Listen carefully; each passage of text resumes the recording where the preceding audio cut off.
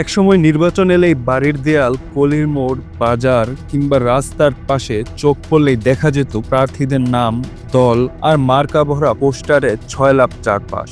বাংলাদেশের নির্বাচনী সংস্কৃতিতে পোস্টার ছিল এক ধরনের অলিখিত পরিচয়পত্র, কিন্তু সেই দৃশ্য আর দেখা যাবে না আসন্ন ত্রয়োদশ জাতীয় সংসদ নির্বাচনে।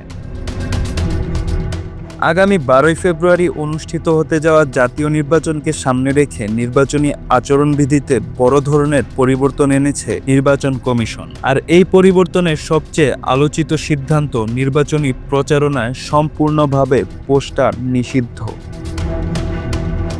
প্রশ্ন উঠেছে, কেন নিষিদ্ধ হলো পোস্টার?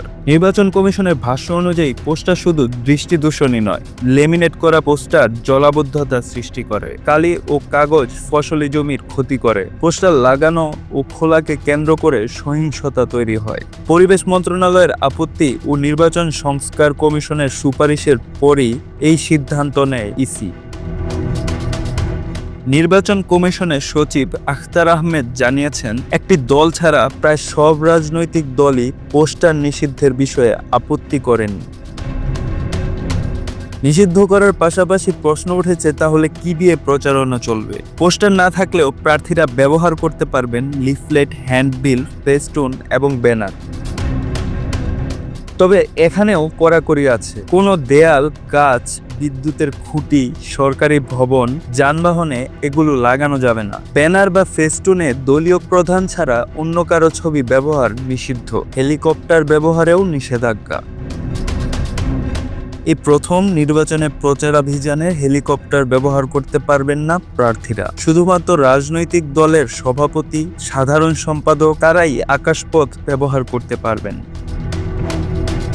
এছাড়া শোডাউন ও যানবাহন ব্যবহারেও কড়া নিষেধাজ্ঞা জারি করা হয়েছে। নতুন আচরণবিধি অনুযায়ী মোটরসাইকেল, বাস, ট্রাক বা গাড়ি বহর নিয়ে মিছিল, কোনো ধরনের শোডাউন, মশাল মিছিল, এমনকি মনোনয়ন দাখিলের সময় বহন নিয়ে আসাও নিষিদ্ধ রাখা হয়েছে।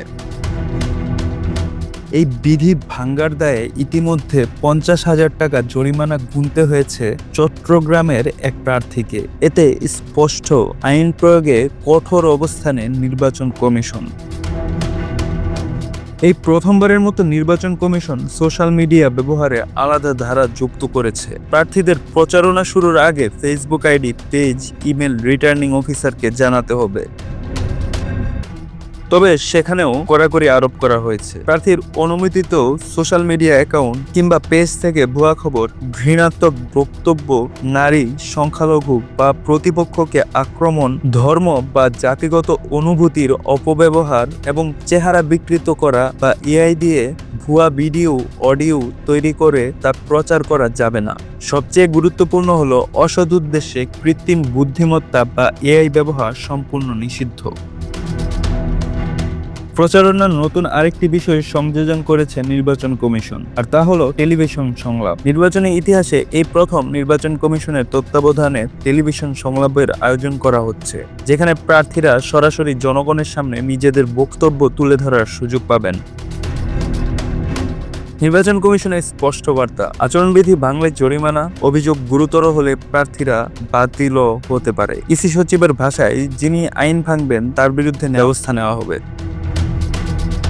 তবে রাজধানীর বিভিন্ন এলাকায় সরকারি স্থাপনায় যত্রতত্রভাবে এখনো প্রার্থীদের পোস্টার ঝুলছে, আর তাদের দলীয় প্রধান ছাড়াও স্থান পাচ্ছে অন্যদের ছবি। অর্থাৎ সব এলাকায় সমানভাবে আইনের প্রয়োগ হচ্ছে না। নির্বাচন কমিশনের এসব সিদ্ধান্তের পর একটি প্রশ্ন বেশ উচ্চারিত হচ্ছে, আর তা হলো, এই কঠোর বিধিনিষেধ কি সত্যিই কার্যকর হবে, নাকি সবই থাকবে কাগজে কলমে? Shakib Al Hasan, Bangla affairs, news desk.